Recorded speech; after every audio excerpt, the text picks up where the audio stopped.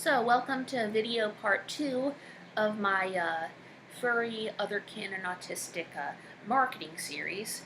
Um, this video is just going to be a list of all the licensed merchandise-driven products, primarily foods and beverages that I was really into in the 80s and 90s, which was when I was a kid.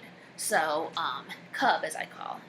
So, I'm going to list several of them. It's going to be a big, sort of autistic, furry list, so bear with me. I loved Berry Bears and Shark Bites. Junior Juice with the sort of British, Scottish cartoon animals. They always reminded me of the animals sung about in Froggy Went a Courtin', which is a Scottish folk song. Um, you see Cheetos Paws, those are good. Campbell's Mega Noodle and Campbell's Dinosaur Chicken Soup, which was from the early 2000s, Campbell's Dinosaur Vegetable Soup from the early 90s, also from the early 90s and possibly from the 80s, Mueller's Super Shapes Pasta in different animal shapes.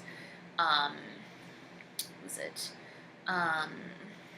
Oh, I have an idea, right, for an actual product we could create. I'm thinking we could create an actual caffeinated energy drink called, based on the gummy berry juice that they drink in gummy bears. We could, because when I watched the Gummy Bears as a cub, I always wanted to drink gummy berry juice for real and get the bouncing powers. So that gives me an idea that maybe we furries could create an energy drink called gummy berry juice that has a special flavor. And speaking of that, there was this real product in the early 90s. Yogi Bear had this short-lived Yo Yogi Bear series that bombed, but along one of the tie-in products was Capri Sun Yo Yogi Berry Juice. I never actually tried that. As a kid, I ate a pretty organic diet, but always allowed some stuff in moderation. So some of this stuff I've had, and some of it I didn't always have. There's actually a bunch of organic and all-natural merchandise-driven food that I enjoyed and I think was great. Ranger Magazine has a ton of recipes, although I don't know if that qualifies as merchandise-driven. I don't think it does. It's a similar idea, and it's a good idea. It's a good model for sustainably doing it, because the Ranger Magazine is owned by the National Wildlife Federation. So this charity, this highly rated charity to save wildlife, was actually and still is creating sort of merchandise-driven food, but that's in harmony with the earth, and to actually save the environment instead of just encourage mindless consumption. And it's a message they're selling to children. So that's how the NWF is creating stuff. Like I remember in creating merchandise-driven products in a way that can help the earth and teach children to care for the earth instead of just teach them to needlessly consume resources.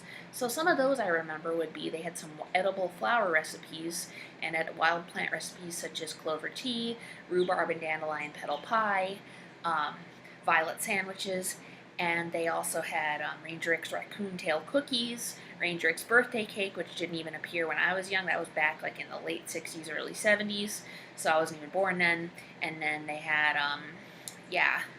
they had a bunch of other stuff. Then you had, I remember there was Rainforest Crunch. That was a really popular candy during the Save the Rainforest movement in the early 90s and mid-90s, and that was like supposed to be sustainably harvested nuts from a rainforest co-op in butter crunch toffee. Really good.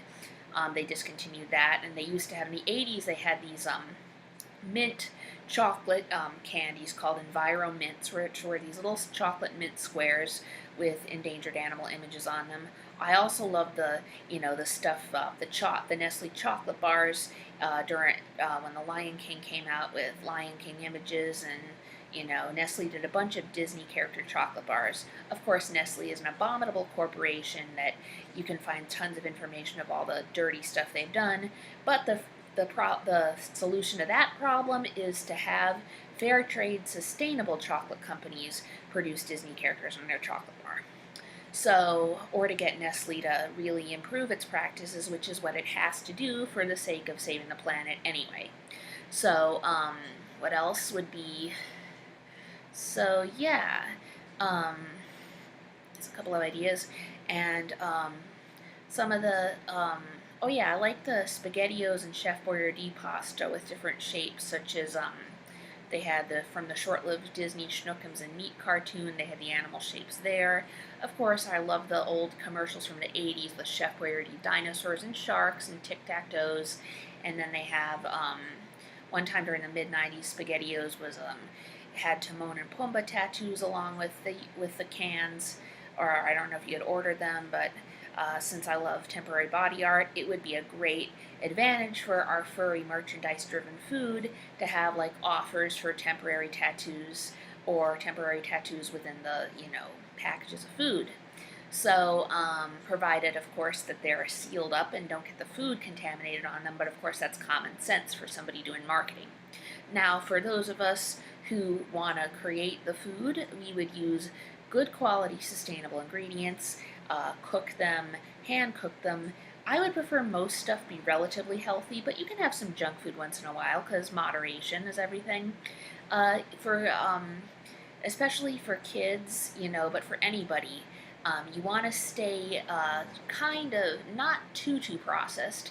And with me, it's like I actually don't like Kraft macaroni and cheese, even the ones with the animal shapes and the Disney characters, Spielberg character shapes, Pokemon shapes, because honestly, I think that Kraft macaroni and cheese tastes too fake. I am so used to eating a mostly all natural diet. If it's not organic, it's like close to nature in its form. So I find anything way too highly processed to be, fake tasting. But, the solution to that is to use quality ingredients. And if it's fellow members of my different tribes, fellow otherkin furs, and autistics proudly making these products in our home countries, that could eliminate the need for sweatshop labor. That could ensure that our products are sweatshop free, that we are the hard workers making this stuff because we want to make it. We're not little kids being forced to work to make it. So, yeah, so here's some ideas. I'm trying to remember what else. Oh, and a good idea would be to sell waffles, Belgian waffles, and pizza from the movie All Dogs Go to Heaven. And put Charlie Pizza, like with 2 exclamation points for each word, with the puppies images for the pizza, and make it with quality ingredients, including good Italian tomato sauce or good American grown garden tomato sauce, of course, because I told you how I'm particular about tomato sauce. So that's the only way I'd be able to eat it, and sell it frozen and ready to bake. And then you could have the Belgian waffles, in the freezer section too, that ready to bake too, and both created with good, with love and with hard work, or just like good cooking. Cooking isn't always hard work. It depends on what it is, but what matters is that it's good quality. So, yeah, they used to have these at the Natural Wonders store, which they used to have, but it went bankrupt, and that sucks a lot because that was a nature environmental based store in the '90s, focused on sustainability to a large degree. So they used to sell these cookie mix kits with cookie cutters, such as I remember Black Bear Molasses Forest cookies, and I really miss those. But I plan sometime on baking, my own recreated version of Black Bear Molasses Forest cookies and sharing them with friends at parties during the holidays. Probably sometime during the holiday season, maybe this year, maybe next year. This year, I plan on baking the, Jewish cookie cutter shaped sugar cookies with the blue coarse sugar, and maybe I'll do the Black Bear Molasses Forest cookies as well. Um, but I'm definitely going to do them again sometime. So, because I miss those.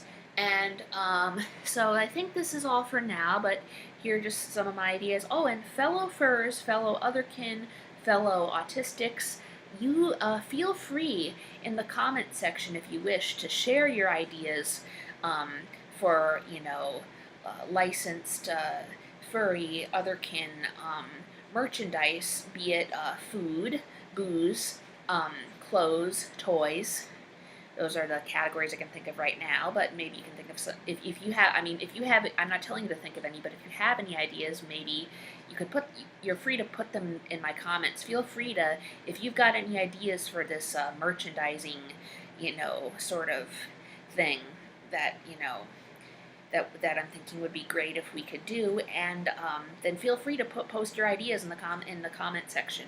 So perhaps my idea for this is that this could tie into my social activism, in which, so most people kind of wouldn't want to have a world with no product placement, no merchandise driven stuff. I have this feeling a lot of people innately like it.